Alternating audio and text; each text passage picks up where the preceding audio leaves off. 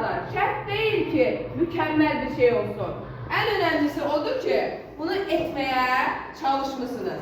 Bax, gördüyünüz kimi, həqiqətən də necə lövhədə çəkilmişdisə, necə göstərilmişdisə, oynağımızı düzəldirdi.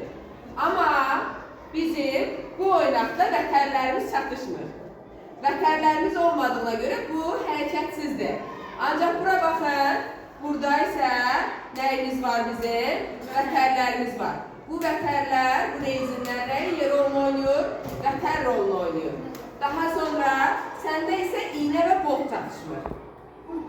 Bura isə baxaq, görək hərəkət eləyirmi? Bəli, oynağımız, görürsünüz, əl hərəkət eləyir. Deməli, tapşırığı daha doğru yerinə yetirmişdir. Bu tamamilə doğrudur, hətta boltla eləyir. Görürsünüzmü? Oynağımız hərəkət edir. Bu da tapşırıq doğru yerinə yetirilibdir. Estetik cəhətdən isə bu gözəl görünür.